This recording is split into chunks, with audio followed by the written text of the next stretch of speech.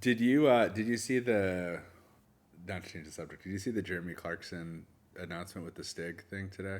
I saw the headline about it. I didn't read the story. Is So it I don't remember who it was. I don't care. But okay? it Yeah. was just shocking to me that it was that was on the website today, Yeah. a- and it was like the most well read story on the site, and like all day it was like everybody wanted to know who the Stig was from the show. I don't know when that show ended, but it had to have been 10 years ago. Top Gear. Yeah. Yeah. Yeah. Well, I guess from that era, right? From Yeah. the Because did they retire the Stig after those guys left the show, or No, he was on the subsequent versions of it with Chris Harris okay, and those guys. right? And I guess this guy had overlapped like the Clarkson era to the new British Top Gear era. Yeah. I know we weren't planning on talking about this, but I think Oh no. I said Evo, and I was like, oh, Evo's a British car magazine. What else do I know about Britain? They had that TV show. They had the Yeah. TV show, and they were not involved in the World War, as far as I remember. Which one was that? I don't remember. It's I'm fuzzy on it too. yeah, yeah. It's like It might have been like a plane, Yeah. like at least one. yeah. I I mean, that we was- won, right? Yeah, The United States won, right? yeah. Yeah. I think so. I think we're the only English speaking country involved. Yeah, yeah.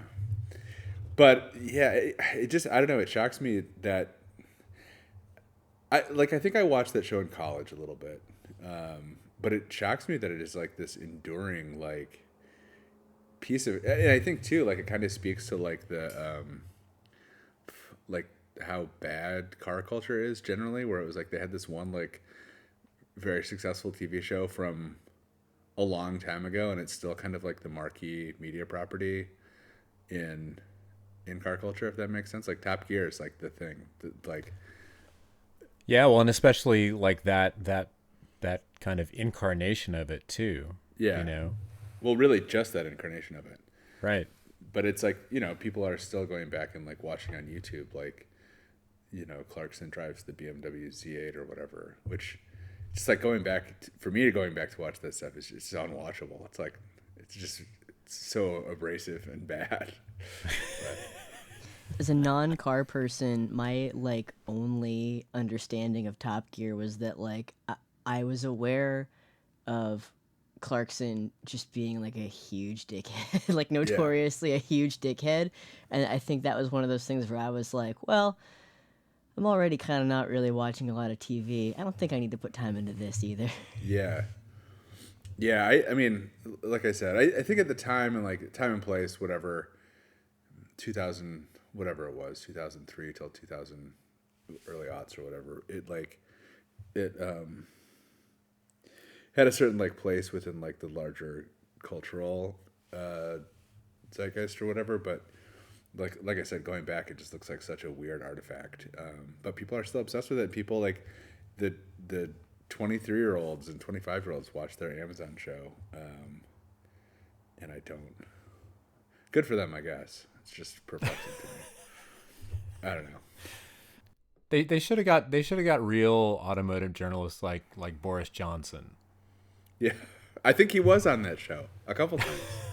I think weren't they bros like him and Clarkson? Yeah, I'm sure. And I feel like he did write. He did do some car writing, right? He wrote a book maybe and did some other car writing. I think he's like there was some because he's British. There was some pervert angle. Oh, there's a big fly on my. Yeah, what is that? Giant fly on your camera. Couldn't tell what that was. Wow. Leave that in, Maddie. It's not that giant, Maddie. It's not that giant. It just looks big because it's close to the camera. It's a normal size fly. It's probably smaller than average fly.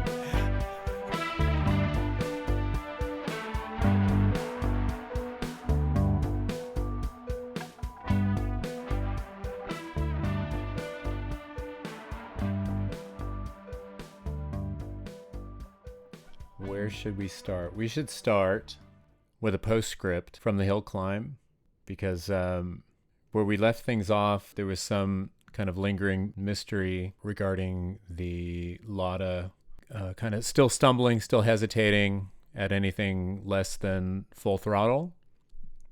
And we thought maybe that was a sensor or some other sort of issue. But as it turns out, it was something very simple. Rory? When we last left these listeners, the theory was that there was still something happening sensor-wise or inside the ECU with the Lotta. After we talked on Sunday, I was returning the trailer, returning the beer kegs that were very graciously loaned to the hill climb. And I thought, I'll just stop over at AutoZone and pick up some non-grubby spark plugs, which I came home and installed, and the car runs fantastic. I've driven it a few times since, and it rips. It's like, I wouldn't say there's nothing wrong with it. I think like there's still something tune-wise that needs to be improved on it, but it does not do the chitty chitty bang bang thing anymore.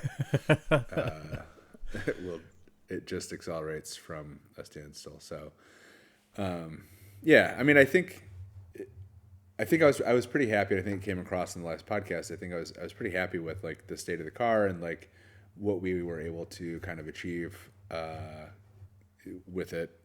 But now I'm ecstatic. I mean, I wish that I had more opportunities to run this thing before it started getting snowy. I mean, I'll run it in a autocross this weekend and try to do some other events here and there. But it's really cool to have a working race car, a working Lotta race car. Yeah. Now, one thing I remember, like at some point in trying to solve that timing issue, or when we pulled off the valve cover, and we were just trying to find top dead center, and the way to do that was just to pull a spark plug and stick a screwdriver in there and just turn the crank until the screwdriver was at the highest point. And when we pulled that spark plug, the number 1 cylinder spark plug, it was black, right? Yeah, they were massively ratty. I mean, they were fucking ruined. And I think like, I ran the car. I didn't run the car that much. From what you had done, just from running the car, with the fucked up timing. Those were brand new spark plugs. Right. And I had the car running maybe 4 or 5 times for like a period of like 30 seconds at a time. Yeah.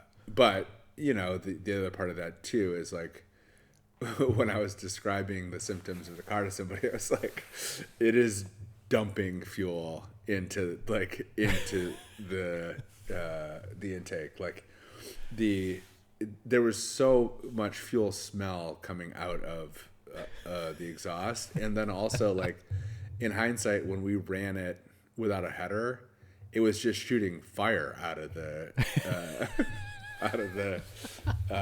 exhaust port. So it's like, no shit. But it's so funny. Like one of the things about this stuff is like in hindsight, when you figure out the issue, how everything like lines up and makes sense. And it's like, oh, right. all those disparate seeming symptoms were actually the same problem. Yeah. And we went ahead and we pulled all the spark plugs and of course it was, 3 in the morning, 4 in the morning. There was no place open to get new spark plugs. So I think Adam just went over and just got a wire brush and was just cleaning them off, and we just stuck them back in there. Yeah. I mean, I wish we had thought to go, send someone to AutoZone or whatever to grab some spark plugs on the way out. But like I said, I'm super happy and the car runs amazing. And like I said, like the goal for this year was to get it up the hill a couple times and then come back next year and see if we can make it fast. But I think like we did that, and like I said, it's like, man, this is a really good car. I'm excited to go do as much as I can with it. I mean, hill climb for sure, but like get this thing out and run it. It's really, really fun. Yeah. Yeah. Does Bridgestone make rally snow tires? No, but we can get rally tires. I thought about it. You'd have to modify it a little bit. We need a little bit more clearance, but it would be a really fun rally car. Is there any part of that build that would exclude it from being eligible from like doing snowdrift or any of the? I don't think they would love the fuel tank in the passenger seat thing. Which, like, to be fair, a lot of events don't love the fuel tank in the passenger seat thing. So I might have to relocate the fuel tank to the trunk, which would not be that big of a deal. But I think everything else is probably close. But we'll get there. I mean, there's also the part of it where getting the car wet at all may dissolve like a significant portion of it.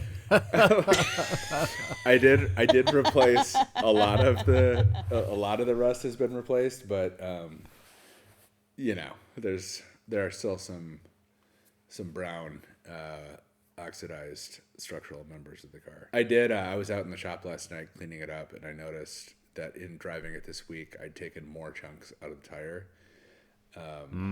So I cut a larger wheel well, but I think we may be going down the road of box flares for this thing. Yeah. On the one hand, it would look sick.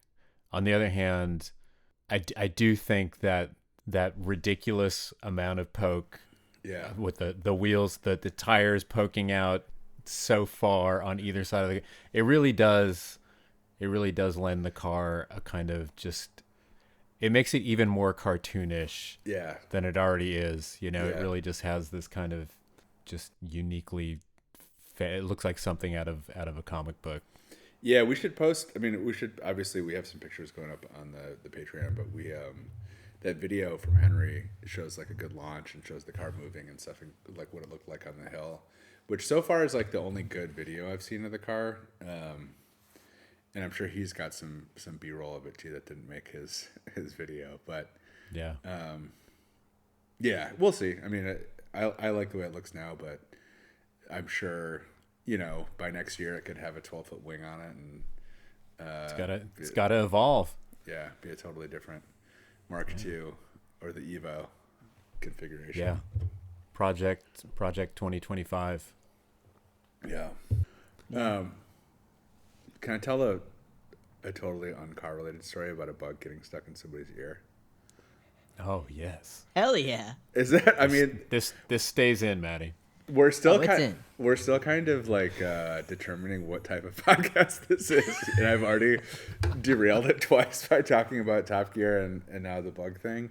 No, let's go bug mode. Okay, I have to tell the bug thing now. But so a friend of mine was on vacation somewhere back east, I think like Maine, and they went to dinner with a big group of pals. And during the dinner, a bug was like buzzing around her head, and at one point it like flew into her hair, and she was trying to get it out, and it flew through her hair and into her ear and like went deep inside her ear, and she could hear it like tapping on her eardrum and like scratching. Oh my God. She obviously freaked out, like, hey, there's something in my ear, like we got to do something. And so they were sitting there and they Googled like what to do. And one of the Google results was like, you have to pour oil down your ear. And they're like, oh, we're at a restaurant. We'll just go get some oil from the kitchen and pour it down her ear.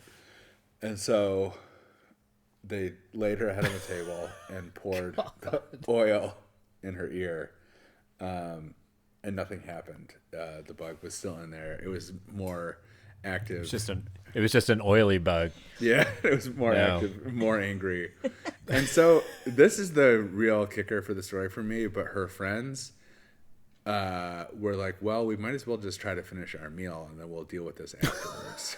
Which is mortifying to me. I would have been like... It's like, well, the food's getting cold. Yeah, like we came all the way here. I would not speak to any of those people ever again for the rest of my life. Your friends are just like picking at their Caesar salad. You're laying there with like Yeah. oil and a bug in your Yeah. ear, just like, I guess me and the bug are just gonna split this. Yeah, yeah. So eventually, they went to a pharmacy to get a different type of oil, and then went to the pharmacist and said, "Hey, I need some whatever mineral oil or whatever you put in your ear. There's a bug in there." And he was like, "Oh yeah, you got to pour oil in it." Like he knew exactly what was what. Like that's a thing. This Yeah, was in yeah. Maine? I think it was in This Maine. was in Maine? It It sounds was like a some- Maine thing. Like Yeah, it's- everybody in Maine would know to would do know. that. Yeah. So It's what you do for Maine flies. Yeah. So, but he was like, the thing you do is you pour the oil in and then pour it out and then pour it in and pour it out until your head out until the bug slides out, which they did and finally removed the bug. But to this day, she like wears her hair long and is like terrified of another bug going in her ear. And I think still talks to a bunch of the people who made her wait until their dinner was over to deal with the bug burrowing into her skull. Anyway, they got there in a car, and this is like the Jalopnik way of making this into a car story. They drove in a car on the way Yeah. to Maine, and that's how they got to the pharmacy. I think was in a car, and Yeah. if not, there were a bunch of cars in the parking lot. So it's a car story. I love this bug slip and slide they created. Just Yeah. like you need to create just sort of a bug fun slide for the bug to fall out of your ear through. It had to be cool for the bug for a minute. Like, oh, hey, what's going on here? This is kind of cool. I like being in this little cold, dark, or warm, dark nest. And then it drowned in oil, which is not a good way to go. How long do you think it was still moving around after several runs of oil in there? Like, do you think after a while there's just a dead bug and a lot of oil in there? No, I think the bug was pretty resilient. I think the bug hung on for a long time. It's pretty terrifying.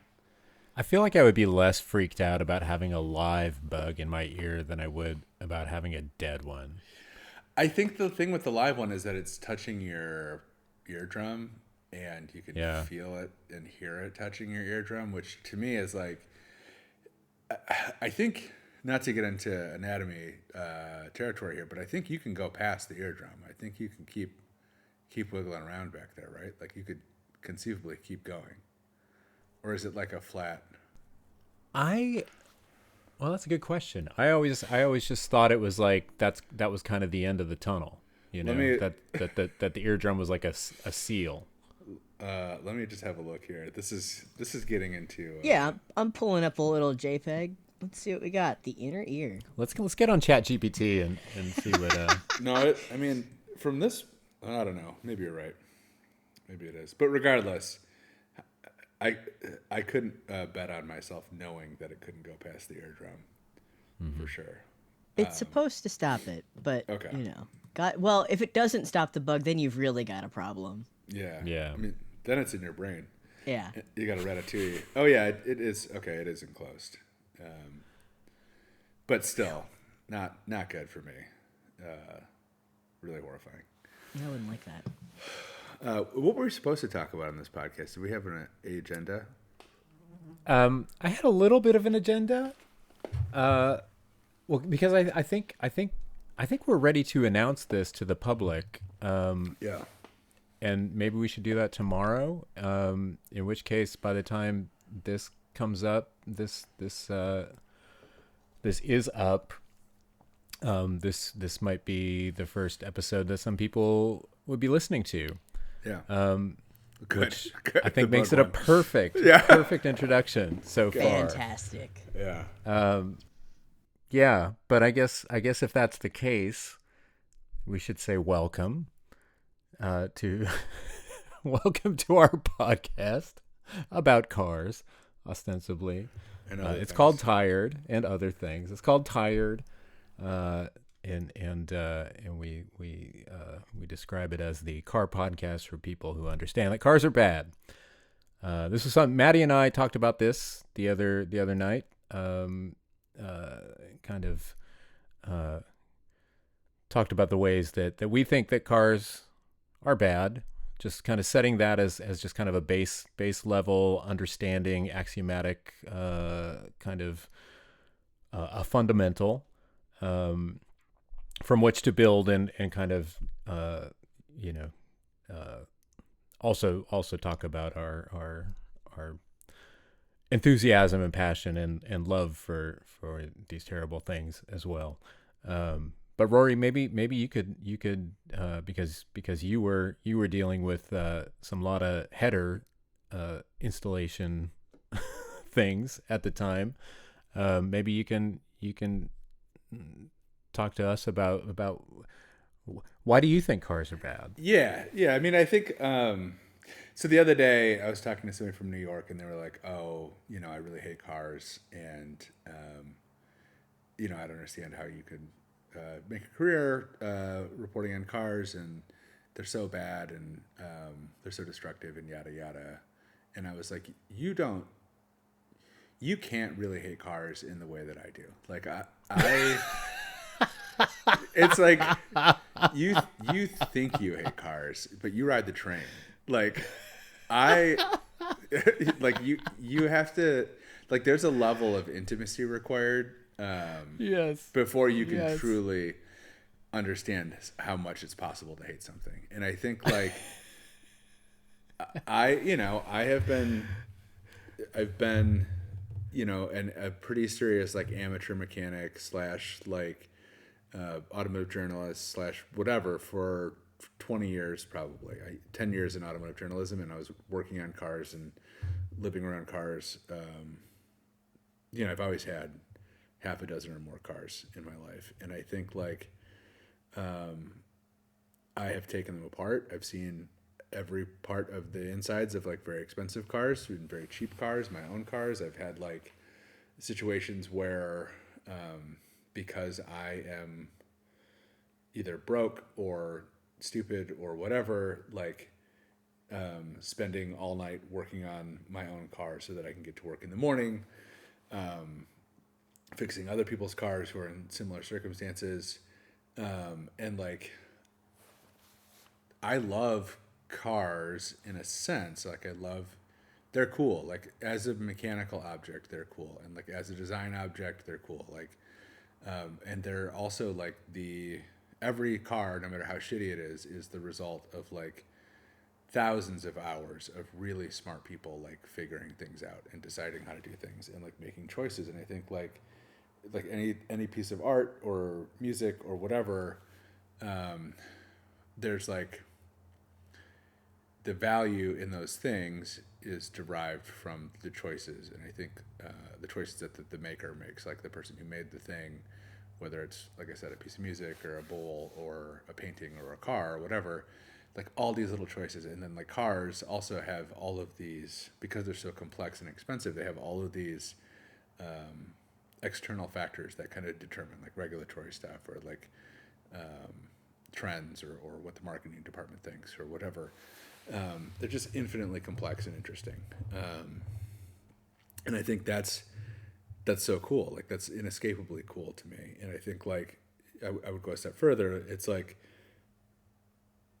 if it's like art or anything else, where it's like the more you know about it, the cooler it gets. Like the cooler, the more able you are to kind of understand and appreciate like how cool some of this stuff is.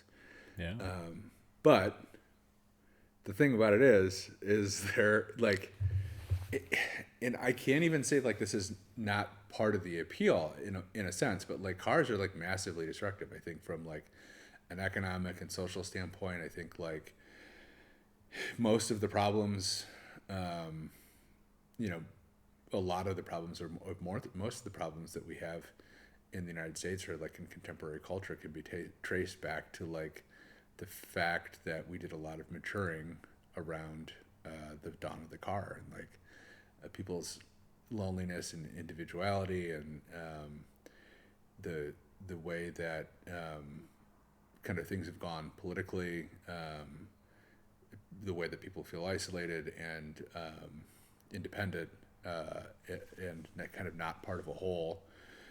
All of those things I think owe a lot to cars. Not to mention the ecological. I mean, like there are a lot of reasons why the Earth is getting really warm, and there's a lot of pollutants in the ground and in the air and everything that we eat. Cars are a big reason, but they're just one reason. But it's also, I mean, even that part of it is fascinating. I think like cars are also one of those things, and I think we're seeing this right now with like the EV thing. Cars are also one of those things that are like, just because of the way that everything works, it's like it's impossible to unwind. Like it's it's like all of these things. Like if you were omnipotent, or if you were God or whatever, and you look at all these problems, you could say like, oh, there's a simple answer to all this stuff. Like you could fix any of these problems, but it's like as people in the world, like experiencing this world, all this stuff is like totally. You can't even begin to touch it. It's like you can't even begin to unwind it. And like cars are a great example of that, where it's just like, like it is a fairly simple thing to understand what cars are doing to us, what cars have done to us, but it's like to make even the smallest changes in the way that we interact with them, in the way that they kind of like define the limits of our lives, it's just impossible. And that's fascinating. I mean, I don't want to say impossible. I think like, I like to imagine what a better world would look like, and what a less car dependent world would look like. I think like you have to do that, or else it's impossible to, whatever, maintain a will to live. Like if you can't foresee, a world that is better than the one that we're in today, then you have no business being alive, and probably don't have business having kids or doing any of the other stuff that I do. Not that I have like 20 kids or whatever. I'd like to have like 20 kids with all these damn cars. No, but they're like our children too. Yeah. But but I think they're a great example of like. Just try to chip away on the edges of any of these little problems and see how hard it is. And I think like, I don't know, even like I said, even that part of it is fascinating. Even that part of it is interesting. Like, and I think a lot of, I've been writing about cars, reviewing cars, since I think like 2010 or so. And it is, in a lot of ways, a very stupid job to have. I think like, I don't really produce anything that is certainly of like critical value in the world. Like I think like any of my work over those 10 years, if you just zapped it out of existence, nothing would change, which is, I think, the case with a lot of jobs. That's the case with probably most jobs, but it is, like I said, not super significant. It's not like it's not a critical part of the world, or critical part of even the economy. But it does kind of fascinate me endlessly, and I think like every day it's like every day there's more to learn about it, and there's more to think about, and there are new ways in which like we're interacting. I mean, like the Elon Musk thing is a great example of like this guy who holds immense power in the world, right, and is kind of an avatar for a lot of the things that are wrong with the world. And like his job primarily is he's the CEO of a car company, and like that's, I mean, it's just like omnipresent, for better or for worse, and it touches so many different little corners of the world, which is, I think, like kind of what I hope to get out of with this podcast. Like I think it's fun to talk about the hill climb, and it's fun to talk about like some of the fun stuff we do around cars, but it's also like it's just it is such an interesting vector to talk about other things, and to come to understand other things. I think like, being around cars and being like kind of forced to be a student of the car industry has taught me a lot about how the broader world operates too. So yeah, I do. It's like there's a million things that are like this, but it's like on an individual level, cars are so cool and interesting, and I really love them. On a macro level, they are so bad. It's like, it's like, but my cars are good, but everybody else's cars. And I think like, like philosophically, I think like on the, I would really, and I've been writing about this for a really long time, but I think like part of me imagining a better world with the car thing is just like, I think cars can be a great source of enjoyment and fulfillment for people, and I think I've seen that up close in a lot of cases. Like people who have built their world around cars, like on the individual level, like hot rodders and racers and those kinds of people. Like it does enrich a lot of people's lives, and like it is cool. Like it's cool to go watch a race. But I think like there's a big difference between like horses as the primary mode of transportation for people and horses as like a fun recreational thing that some people do as a hobby. And I think like what I'd really love to see is like the example that I would always use is like horses and sailboats, where it's like sailboats used to be like the main way to get around the world. Right. They're not anymore. It's like a sailboat is like a dumb thing that you do as a hobby. Sailing is really fun, like sailing, just like cars. Like getting on a sailboat is a good time.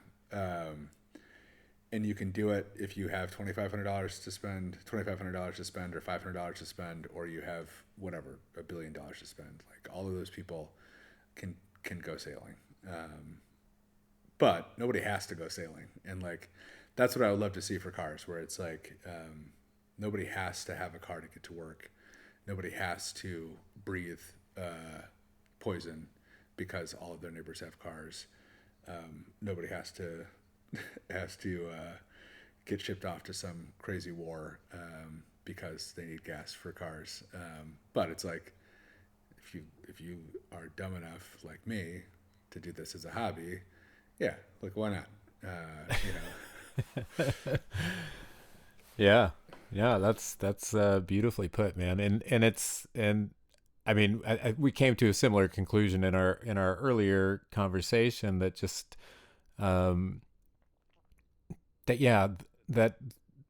that what's bad is the car as this kind of necessity, as the sole way for people to get around, for there to be no alternatives and no better options to it. I mean, we've built our world around it in a way that we are all completely dependent upon it, and I described it as it's a tax. Yeah. I mean, having to own and maintain a car is a tax, and the thing, if there were, in an ideal or even less ideal, but slightly better world where there were alternatives, where there was decent public transportation, etc., then the thing for car people is that having a car and driving a car would be way better. It would be way more fun when you don't have to do it every day. You don't have to sit in traffic every day. It's not, you can go, because that's the thing. I mean, I love driving. I love cars. But, even the most kind of diehard gearhead, they're not getting anything out of sitting in traffic for an hour. I mean, I don't know anybody who is. Maybe there is somebody. Maybe Daniel Golson with his Mercedes digital dash and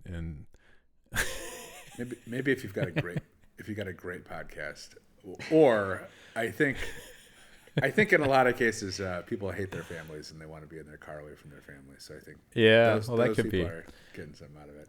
Yeah. But I think too, like part of this thing, and like part of like what I really would like to do with this project is like a lot of things in American life, and a lot of things kind of, you know, in our system, right, are like it's a failure of imagination, where it's like if I were to say like, oh, there'd be better public transportation and you wouldn't have to drive every day, and it's like, well, I don't want to go with my car. Like I love my car, or I like being able to go where I want to go when I want to go there, and it's like, Right.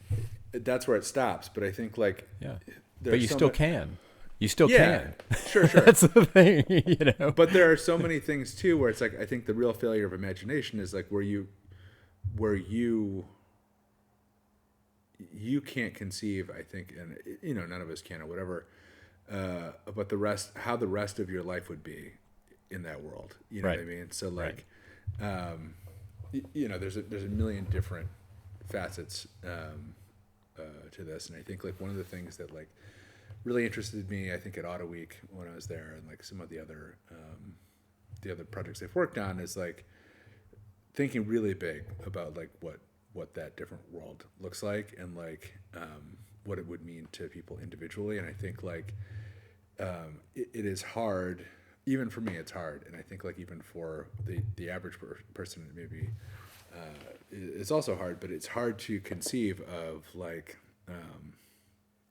a drastically different way of existing, and like how it could be okay, or how it could be good, or how it could be better, or whatever. It's just like we have so much conditioning, and we have so so much like reinforcement around like our myths and around the way the world is presented to us. Not, I don't think necessarily like in a conspiratorial like intentional way, but just like, you know, everything is self-reinforcing, and I think like people Yeah, kind of it's the express a world that they see and reinforce the world that they see. But it's like if you start chipping away at that and thinking about like what a drastically different world would look like, then it like, I mean, I think that's kind of the thing, right? Is we have to challenge ourselves and challenge each other to like to understand what that looks like, and what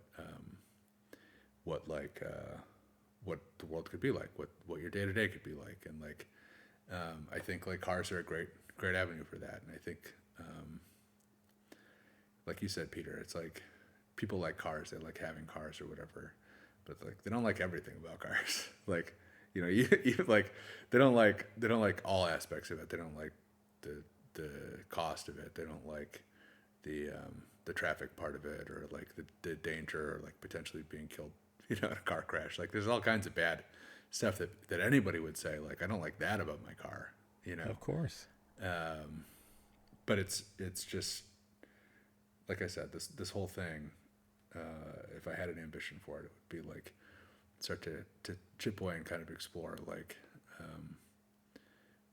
what a better way of doing this would be. Here. Anyway, Man, I'm on board. You've convinced me. I haven't even told you what it would be yet. It's fucking leader bikes for everybody. Everyone's getting a motorcycle. It's Squid City out there. We're all gonna fucking die. Oh, I love it. Maddie, I hope you can shorten that. Like a Oh, No, That's- no. Do not cut a word. I've been It was so overruled. good. It was good. So good. Yeah. No, you're dialed Yeah, in. man. And I would only add, just kind of going back to what you're saying about and I totally agree. I mean, you know, that on a macro scale, the car has kind of furthered, been part of many factors that you know, kind of along with our just kind of baked in U.S. American individualism. But it's one of the things that contributes to that, and to our kind of, you know, ever increasing atomization and alienation from each other. But I also think that and this is where I would push back on you saying that you feel like, the time you've spent as an automotive journalist, Rory, um, that it hasn't had any like real meaningful impact on the world or whatever. But I think it has, in the sense that cars can be a vehicle for community. I mean, in the same way that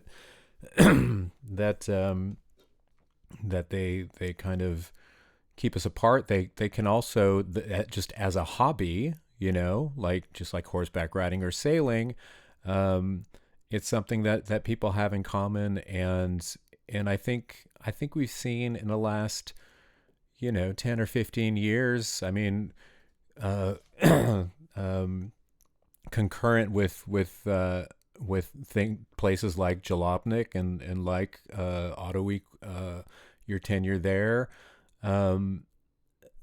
There has been this kind of, I mean, car culture has always existed as a thing that, people like to do, but just kind of the rise of things like just informal cars and coffee things, I mean, that's such a huge, and that didn't exist before, that didn't exist 20 years ago.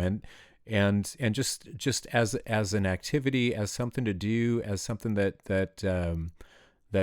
brings people together, and that people like getting together and showing off their stuff and checking out other people's stuff, and also with events like the hill climb that we this weekend. It was the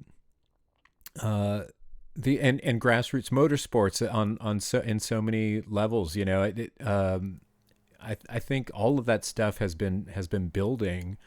And I think it's for exactly that reason. It's something that people are hungry for human contact and stuff to do together. And I think that can be a really great vehicle, no pun intended, for that. Yeah, for sure. What is it called now? It's like a third space. Is that right? Where it's like you have your work, your home. Sure. Yeah. No, exactly. No, the thing that we've completely eliminated from American life, right? Yeah, it used to be bowling leagues or whatever, or right? like your church or whatever. And I think that is a really good point. I mean, I think like this is going to sound bad, but I go to a lot of car events, and I meet a lot of people who I don't imagine doing a lot of socializing outside of car events. Sure. And I think that's a good point. I think we're all out of practice. It's the pandemic, man. Yeah, it was just the pandemic. Yeah. But I think it is a venue, and I think like if you look at the hill climb last weekend, or any number of events that we'll probably talk about, it is a good opportunity for different types of people to encounter each other in a way that they wouldn't in like kind of self-selecting like work environment or church or wherever. I think that is a good point, and I think like it's like people too find themselves working together or talking or like hanging out who normally would not hang out, which is something we're in desperate need of for sure. But I would still say car journalists lower tier as far as the essential worker type thing. I did. I was not asked to go into work during COVID. They were like, no, you're good. You can stay home, man. We could do no car reviews for a while. It's okay. Yeah. Pretty much every job I've ever had, I think, qualifies for essential worker status. Yeah. But this is why you got to pivot to automotive journalism, it's all a Maddie. bunch of bullshit. Fucking suck. Man. No, I will tell you, it is the cushiest fucking job on the face of the earth. That is one. Yeah. Well, if you can get it, there's not a whole lot of full-time salaried positions left at this point. Tell me about it. Well, fellas, listen, don't worry, because we're pivoting to the most important job of all, podcasting. Podcasting, yes. Yeah. The classic occupation of white males in America. Yeah. what I looked around and I thought, what does the world need more of? We're addressing the podcast shortage in America finally.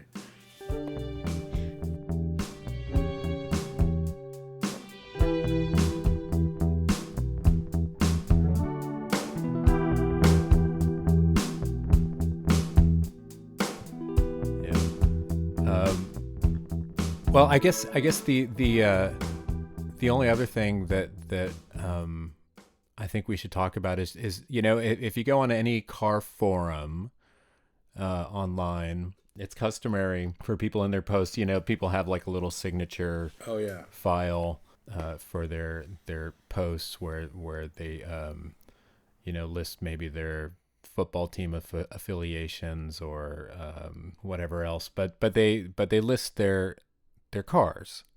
That's just kind of a standard customary thing, and I feel like that would be an appropriate thing to do, just as by way of an introduction, so people know where we're coming from, who we're dealing with. So maybe we should just go through and list our personal stables, Yeah. as it were.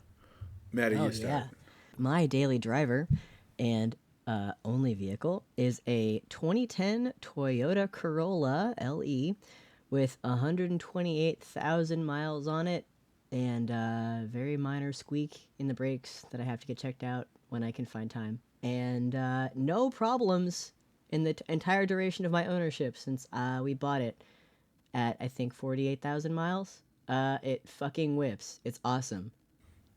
Yeah. That sounds right. You're the only smart person in this Google Listen, Meet. if I could replace Well- it with if I could just clone the Accord I had before that, my 2001 Accord, my beautiful, beautiful, beautiful 2001 Honda Accord, if I could just clone that car and have it back, but like at 48,000 miles, I would do anything. Like, I think, Peter, you say that, but the reality is when all of my shit is fixed and running, it's going to be so cool. That's true. When Yeah. And that is any day now. It's right around the corner. So, yeah, Maddie sounds smart, but I think it is, in the end, probably smarter to have like 7 cars. none of them are a Lada. I have to concede absolutely on that point. None of my cars are. I mean, Yeah, I that's could put right. hammers and sickles all over the Corolla. I see a lot of people making a lot of claims about their politics, but I don't see a lot of people That's driving. fucking Zoe right. You machinery tell these them. days. Put up or shut up. Yeah. Putting Yeah. your money where your mouth is. Put so much of your money. Put $30,000 of your money where your mouth is. Yeah. Yeah. Did I say 30? Did I admit to 30 openly? I don't think. I think you said 3. I think it was 3,000. 3. I think Yeah. it's probably closer to 3,000. Yeah. Was this the Lemons car that caught on fire or a different one? Yeah, no, that's the one. It's the one that I've now spent like $30,000 turning into an equally useless race car. Awesome. All right, who's next? Who's next? Well, maybe I should go next. Yeah. Because I feel like your list is longest, Rory. Although, well, my list is kind of incomplete because there are a number. I kind of early in life kind of developed a weird habit of abandoning cars. I had a Plymouth Duster in college that I really hated. It's the yellow one, Maddie, on the cover of the Super League era cassette. I got no health insurance.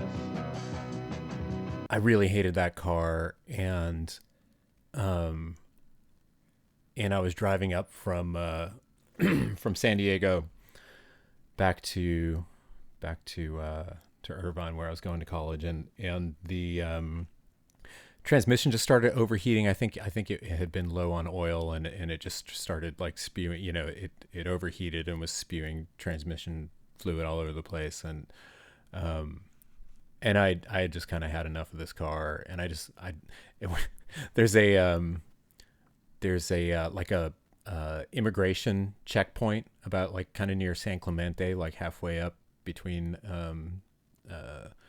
San Diego and Orange County that you go through, and usually they just wave you through. But that was the only place to stop, and I just left the car there. I was just like, I don't want a car. I don't want a car anymore. And You could have. That was your opportunity to get off the train. You could have gotten off the ride right there. Yeah, well. I mean, as I say, that was that. I mean, I did for a while. I didn't have a car for the rest of my college years, and it was only after I graduated and needed to commute that I bought a little '81 Honda Accord. But like I say, so I have two cars here at my house. One of them is the 1988 Saab SPG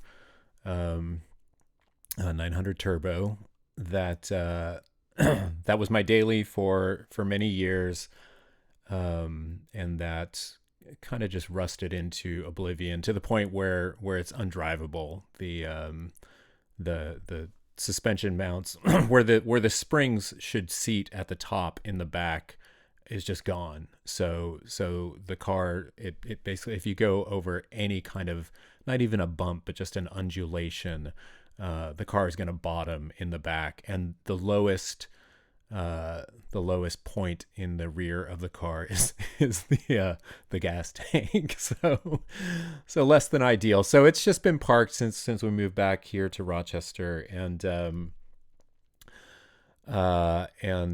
yeah, a few years ago, at some point during the pandemic, as I talked about on an earlier episode, I gutted the interior, thinking, all right, we're gonna pan swap this thing and get it back on the road, and of course that just kind of stalled out, and so that's just kind of in a state of suspended animation, but it's still there. And then I have this other car that I bought a year and a half ago, when I finally just gave up on, because when I couldn't drive the old Saab anymore, I don't like new cars. I am attracted to just beater shit boxes, and so I bought like a little Mazda Protege 5 for a while that I really liked, and then I sold that to a friend. And then when this Saab 9.5 wagon fell into my lap, that another friend of mine built, fantastic car that I thought I was too cool for a GM era Saab, but I really liked that one. It really the 9.5 was quite a bit better than a 9.3 that I had previous experience with. But that car, the engine blew up. and I left that with a guy in North Carolina. This is probably 3 or 4 years ago now. And he still has it. He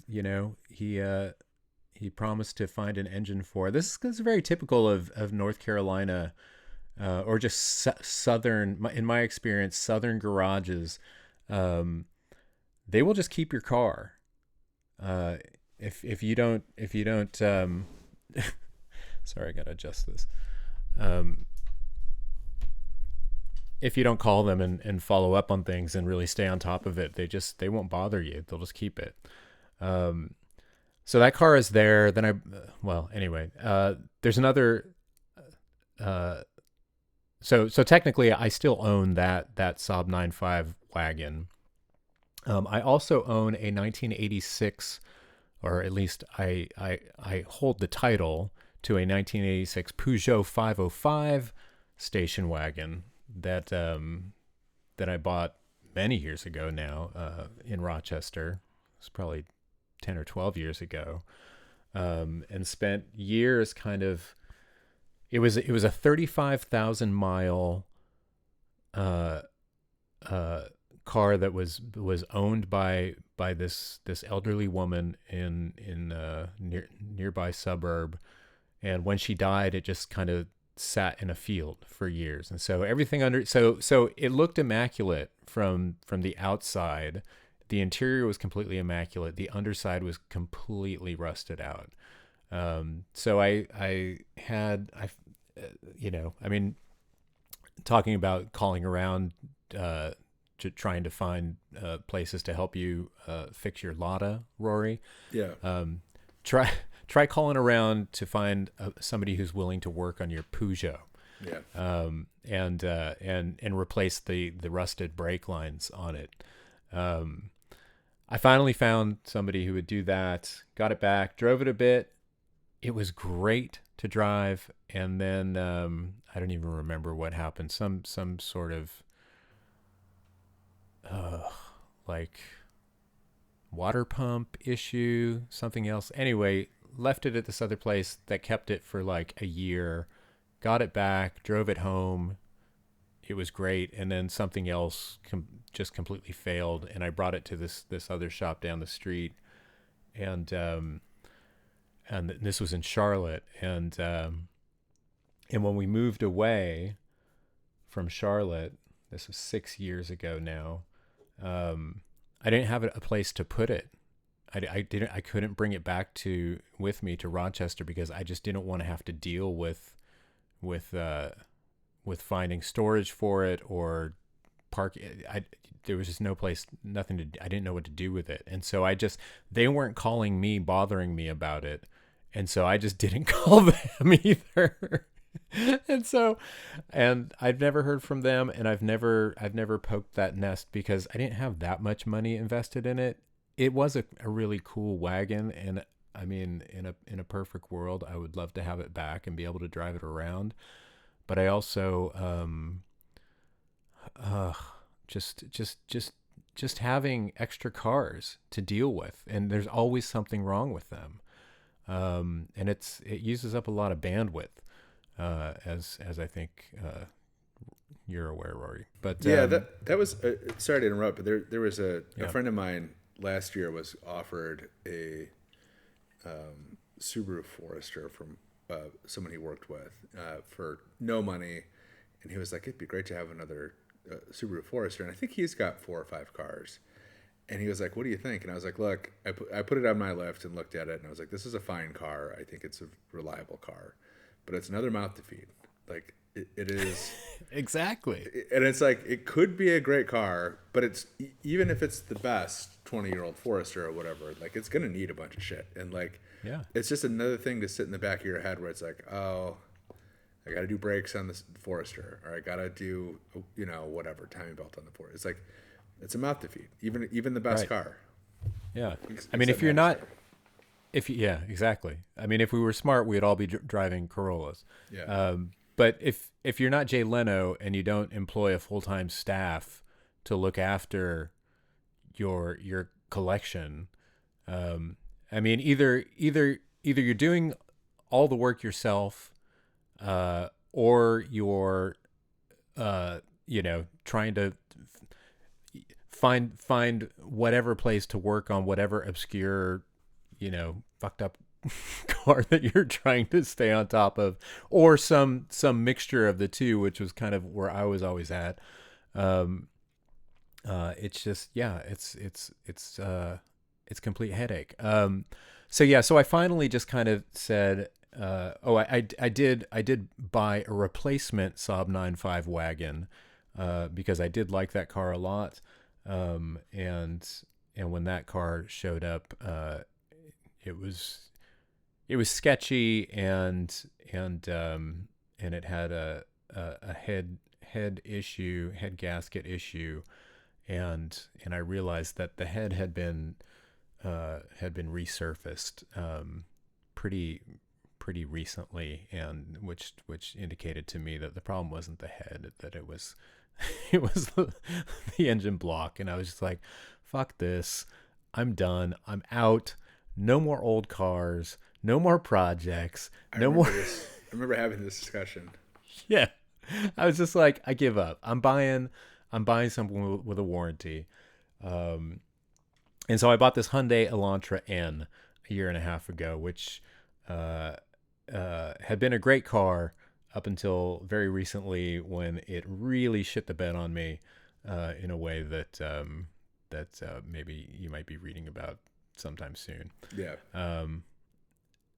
That's a bummer. I still have the car, obviously, but it's kind of squashed a little bit of my enthusiasm for it, or perhaps all of it. Did good this weekend though. We'll give it that. But so yeah, so I guess my full rundown of cars that I hold a title to would be two Saabs, a Peugeot, and a Hyundai. Don't you have the And Fiat too? Well, I Sorry.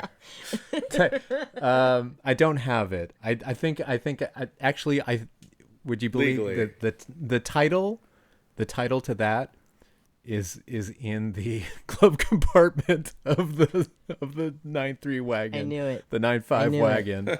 Sorry, that is in North Carolina. So technically. But yeah. So that's me. Yeah. So I guess technically that's 4.5. We'll call it. Yeah. So, I'm not going to list any cars except cars that are on my property currently because it would just become a thing. We'd be here all night. Do I know about any of the? Are there other partial ownership arrangements that you have We're just that gonna are talk- off-site? We're going to talk about the cars that are. Is the currently Willys at your place? I didn't Yes. notice it. Yeah, of course. Oh, it is. Okay. Yeah. Okay. So we'll start there. I have a 48 Willys CJ2A, which is like a Jeep. It's like after World War II, they had all this tooling for Jeeps, and they were like, "Oh shit, what do we do with all this capacity to make Jeeps? Maybe we can sell them to farmers." So they made the civilian Jeep 2A, which was the first one to be sold to civilians in 1946, I think. Mine's a 48, and it is a lovely, totally unrestored. It was a farm truck in upstate New York for its entire life, and then the owner died. His son took it to North Carolina for a summer, refreshed the brakes, I think, and left it pretty much original otherwise. I have really tried to keep it original since then. It was kind of like my semi-daily driver in Detroit, which was awesome. It doesn't have a top, it doesn't have seatbelts. That's amazing to me.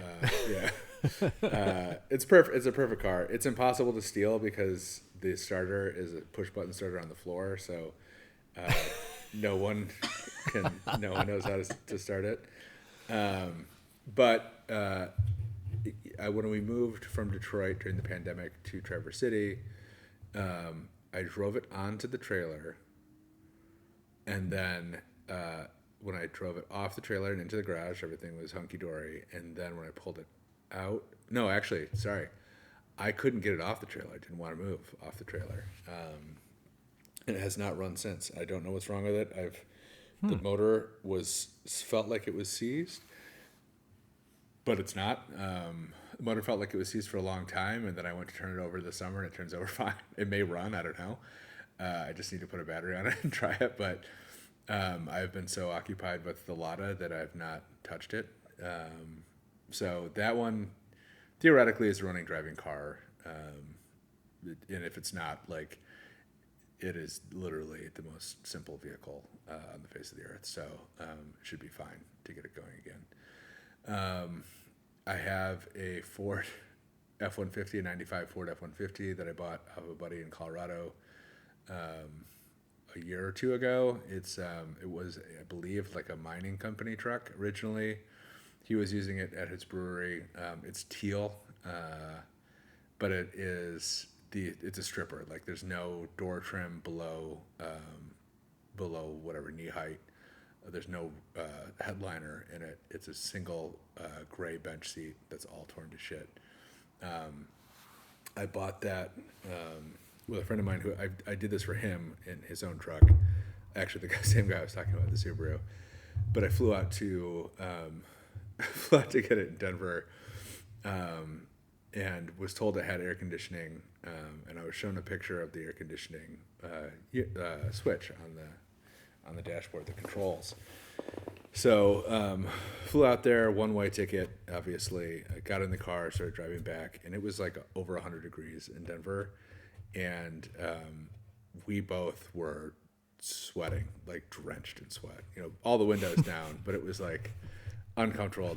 AC did not work at all. And, you know, we both drank an entire gallon of water and did not have to stop to pee. It was like, Wow. It was like deadly. Yeah. And then after a while, we got out of town. We had been on the road for a while. I was like, fuck this. I'm stopping. We're going to recharge the AC on the side of the road. Like, this is unbearable.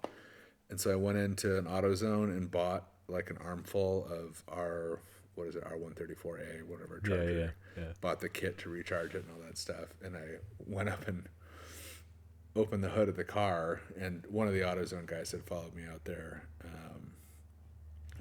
to check out the truck or whatever.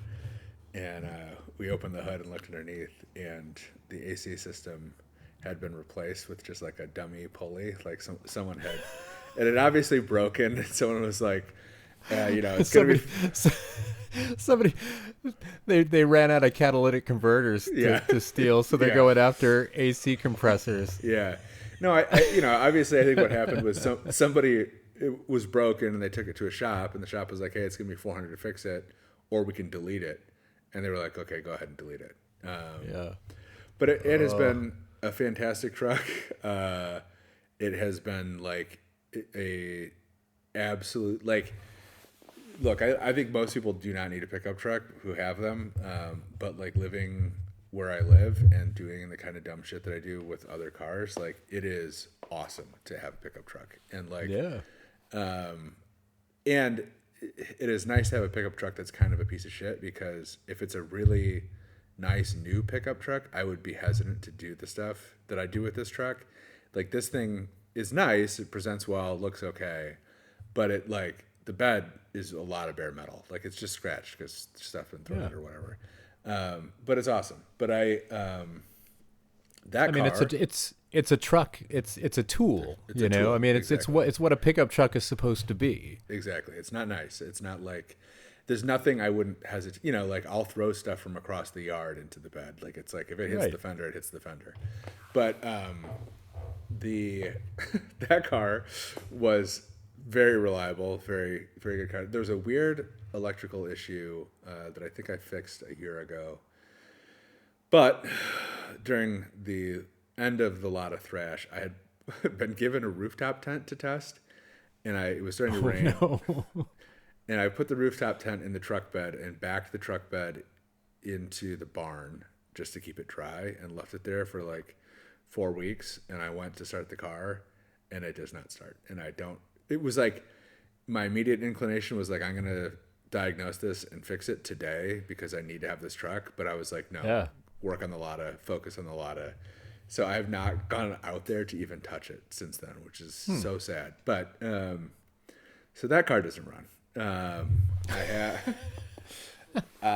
have. Sounds like both of these two so far are very close to be. I mean, yeah, there's a theme. They ran when parked. Yeah, there's a theme. I just sold a Lexus GX that I built into like an off-roader. That's something you can look at on Jalopnik. There's some documentation there if you're interested. And then my wife has a GTI, a Volkswagen GTI, a Mark 7 GTI. I have the Lada, which hopefully you know about by now. It's the Soviet car that I bought from Canada to run in lemons a long time ago. I have an 84 Porsche 911 that I bought when they were cheap. I went to a bank when I was like 22, I think. I love this. And I was like, hey, I just bought a Mark 5 GTI, actually a new GTI. I had a house that I kind of got duped into buying. And I was not making very much money. And I went to the bank and I was like, "Hey, I want to buy this car I found. It's an old Porsche 911." And they were like, "Well, we don't do loans on cars that are over, I think it was 10 or 15 years old." And I was like, "What if I can prove its value? Like if I can give you documentation that shows the value?" And they were like, "Oh yeah, we take a look at it." So I went to Haggerty where I worked at the time and got like the Haggerty valuation book, and I brought it back to the bank and I was like, "Look, this says it's worth $15,000 or whatever. I need $14,000 in a loan to buy it." And they're like, well, they're like, "We don't really do that, and your credit situation is kind of fucked up because you don't have a credit card, have never had a credit card, you have a mortgage and a car payment." And I was like, "Yeah, but I kind of want the car." And the guy was like, he was like, "You're a good kid." He's like, "I know your folks. Go ahead." And he like just wrote me a check for $15,000 or $14,000 or whatever it was. But it was like, that was 2006, I think, which is like very. You just got in there, nailed it. Yeah, but it's also like, that's very 2006 lending practices, which is like yeah, right. Well, and it's also, I mean, that's basically like the last, like that's 11:59 on the clock of air cooled 911s. Yeah. Being $15,000 and not $115,000. Yeah, right? for sure. And I tortured the car for years. I mean, I drove it in the winter. I drove it starting in second gear.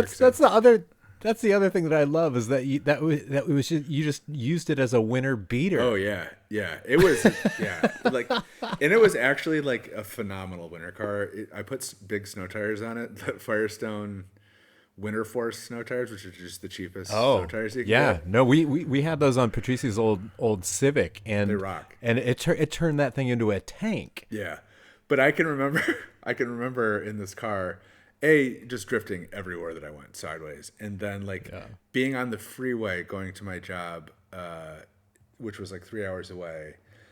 I would leave at like 5 a.m. to get there at 9, and being on the freeway at like 100 miles an hour in the snow, and just like catching slides, like casually going down the road, with no one on the road.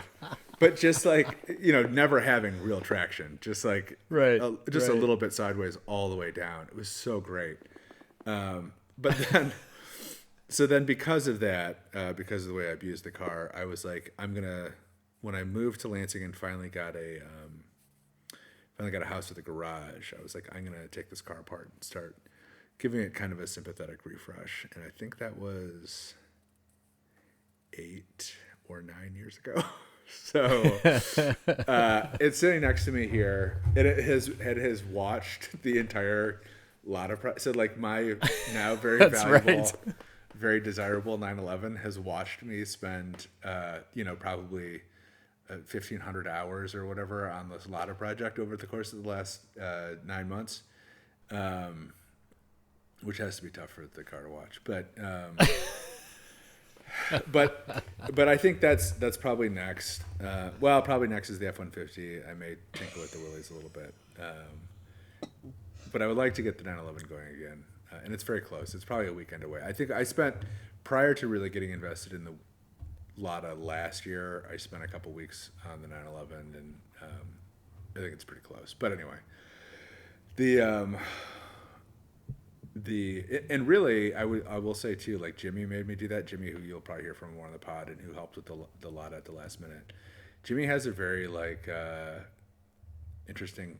To me, it's like restoring a car, working on a car is this very long process that culminates in getting the car running and driving. And to Jimmy, it's like, you need to get the fucking car running and driving immediately, and then deal with the other shit as it comes up, which I think is correct. Oh, interesting. Yeah, that's great. Because it's like, once the car is running and moving, A, it becomes easier to work on, but B, then you're like motivated to do stuff, because it's like, oh, now I'm just fixing little stuff. Right. So and the worst thing for any car is just to sit, right? Yeah. And so at least by exercising it, getting it on the road and exercising it, you're keeping it in running condition as you're improving things, right? Yeah. So, the last car on the list is probably the most shocking. I think if you've been listening to this at all, or like reading the stuff that I read, but last year I had this. So we had the Lexus off-roader, and kind of just determined that we needed a different car. It was a lot. Like, it was lifted. It had like a roof rack with a shovel on it. It was like a very out This there. is like a mid 2000s Lexus, Yeah, so it's a total 2007. mom mobile. Yeah, but it was really really beefed up. But the Yeah, thing well, about no, you Yeah. demommed it. You turned it into a big time dad mobile. Yeah, For and sure.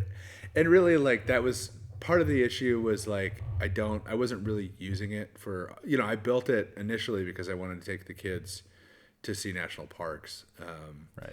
and I wanted to have like a car that we could camp out of, like we could do some serious like weird backroading or off-roading with. We didn't end up doing a ton of that stuff, so I ended up just like driving it around town a lot, which didn't really make sense.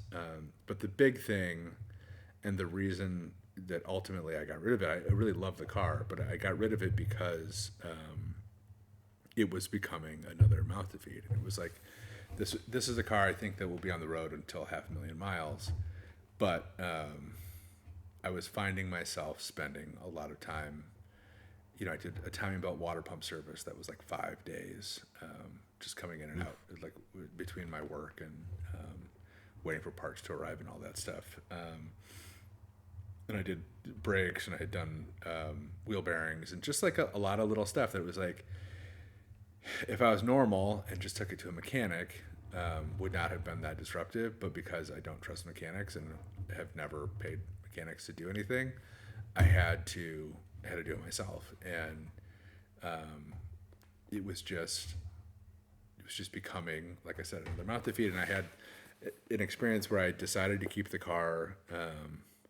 Really thought about it. A friend of mine really wanted it, and I told him, you know what, I'm holding on to it. It's just going to be my car for another 20 years or whatever. And then I got in the car, sat in the driver's seat, put the key in the ignition, and the little plastic fob part of the key broke off of the metal part of the key, and I just impulsively texted my friend, and I was like, if you want that car, come get it. Like, you can have it. Because it's like, I had The like, straw that broke the camel's back. yeah, but it was just like, if I'm going to make the deadline for the Lada, and if I'm going to get all my other shit project cars running, like, I cannot be working on my daily driver. So anyway, the upshot of that was a guy in our on our staff was like, you should look at Rivian's, because nobody wants electric cars right now. The lease deals are ridiculous. And so I looked it up, and like within a couple hours put down $1,000 deposit, and then was like getting ready to fly to Virginia to go get this car. So it's a 24 Rivian R1S, which is like an electric SUV, and it's like the last car in the world that I would expect to own. But it was, I think, like, the interesting thing about the EV thing is it's like there's no real incentive for a normal person to buy an EV. Like, I think we can pretty safely say that Americans have demonstrated that they don't care about their consumption or impact on the environment. Like, Americans don't live in a way that suggests that they care about that stuff. So like, even like, and I don't think like EVs are going to save the world. I don't think they're actually like, an answer to climate change or whatever. Maybe a little part of one, but regardless, like, that's the selling point, and Americans don't care about that stuff. So again, they're not selling, they're not moving. They had inventory that they were trying to close out for 23 because they were trying to refresh, 24, trying to refresh the new 25 models, and they were giving them away on a lease deal. And so I leased one, and like, it's honestly, except for an experience that Peter and I had in New York, that was mega annoying.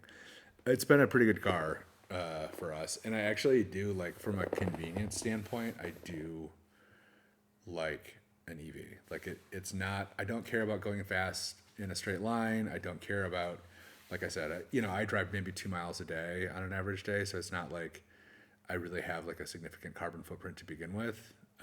But it is very nice to just like wake up in the morning and have my car effectively have a full tank of gas every day and not have to like think about refueling or any of that stuff. So like that part of it is convenient. It's nice. Like it's nice on the inside. It like looks nice. I've never had a car that like,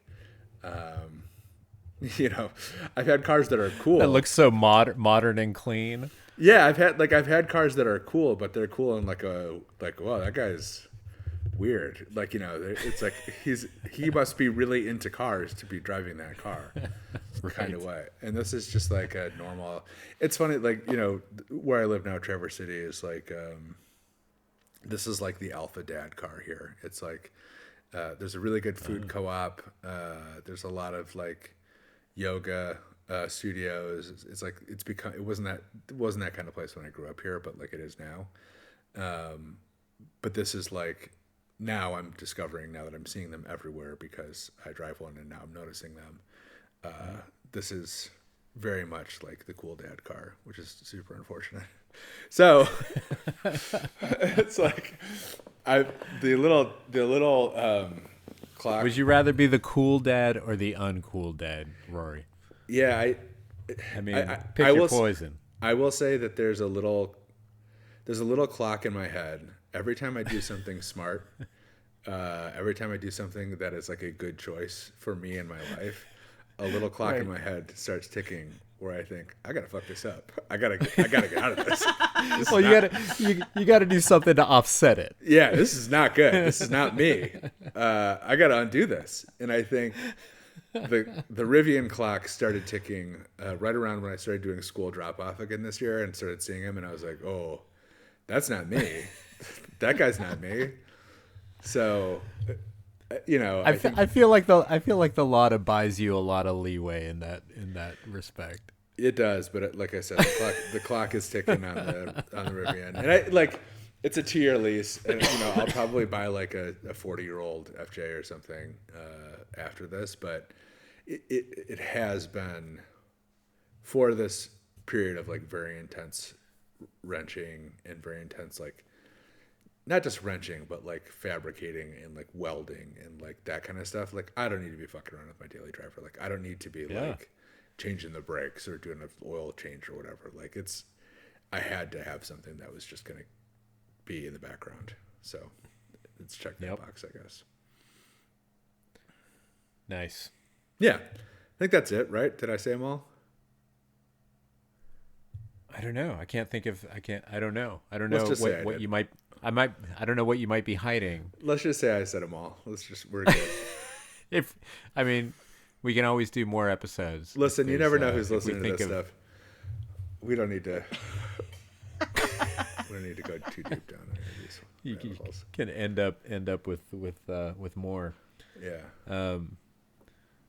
But yeah, I think we. Well, if anybody wants a 1988 Saab SPG that's completely undrivable because the bottom of it is completely rusted out, I'll reiterate that it is there for the asking.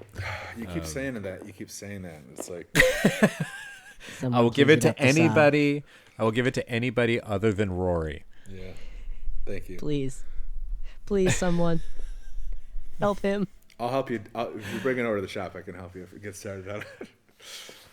I'll share with you the story that I told Christina the other day. You know, for years, I was really obsessed with, and I really wanted one of these 1970s Maseratis, this Maserati Quattroporte 3. That's just a big. It's not a sports car. It's a big 4-door sedan. It's a Giugiaro design. It's very just sharp. It's like a sharp creased suit. And they're massive. They have incredible presence when you see them in the real world. And a big honking Maserati twin cam V8 up front, and the interior is just like it's all wood and leather and just overstuffed seats, and it's just the most cartoonishly, ridiculously opulent car. And when they were new, they sold. I mean, this is in the 70s and into the early and mid 80s. I mean, these were 70, 80, $90,000 cars in 1980 dollars. So hugely expensive. And at some point, I realized that these cars trade hands for virtually nothing now. I mean, you can get them for a few $1,000s. I mean, you could, I mean, I haven't looked recently because because I don't look at that stuff anymore. But 15, 20 years ago, I was looking at it all the time and thinking, God, I could buy that, I could, and I came very close once. I almost did. There was one out in I think Arizona or Nevada that some guy had, and the auction ended with no reserve and nobody bid on it, and he was like, I think it had like a $3,000 or $4,000 starting bid, and I emailed him after the auction and said, hey man, if you still have it, I'll buy it for you for that much. And he didn't email. He didn't reply. So that I dodged a bullet there. Because these things are insane, and the reason that they're so cheap is because they're just insanely expensive to, I mean, not even to maintain, but just to keep operating in any sense. I mean, I've seen them before. I actually saw one. The last time I saw one was maybe 7 or 8 years ago. I think it was here in Rochester, and a guy pulled in the gas station. I pulled in behind him and was talking to him and asked him about it. He said, "Oh yeah, well I had to have the engine rebuilt," and it was like, I said, "What'd that run you?" He said something like $15,000 or $20,000. I mean, like I say, this is like almost 10 years ago, and it's like whatever your whatever you pay for it, that's the it's well, I mean, it's like what do you call it when you go to a club? You pay the cover charge. It's a cover to get in, and then you got to pay for drinks. So anyway, so a few years ago, my friend Marty, who has owned some exotic Italian machinery, he and his wife were watching, on the TV in the background was just one of those Mecum auction things, and there was one of these Maseratis was coming across the what do you call it when they go? What's the auction thing called? The auction block. Thank you, auction block. And again, starting bid $3,000, $4,000, something like that, and Marty's wife Blair is just like, oh, why don't you should get it for Pete. You should get it for Pete. And Marty's like, no, I'm not gonna. And she says, well, why not? And he says, because he's my friend. That's a real friend, and for that reason, I'm not gonna let you take the sob, Rory. Yeah. I love you too much. It would be easy. I think we can manage it. It wouldn't be that bad. All right. Well, good to have you looking out for me. I appreciate it. Yeah. I think we can leave it there. Yeah. It was good. All right. Alrighty. Cool. Well, who gets to say it? You say it. Should we all say it? Maddie, you say it.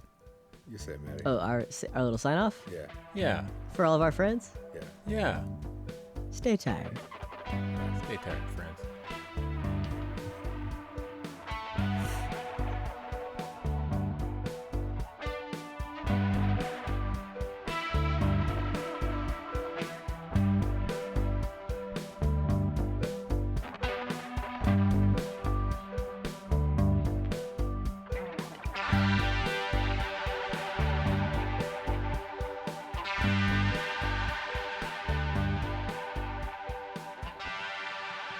Did we say the name of the podcast earlier somewhere up front? I did. Nice. Yeah. Okay.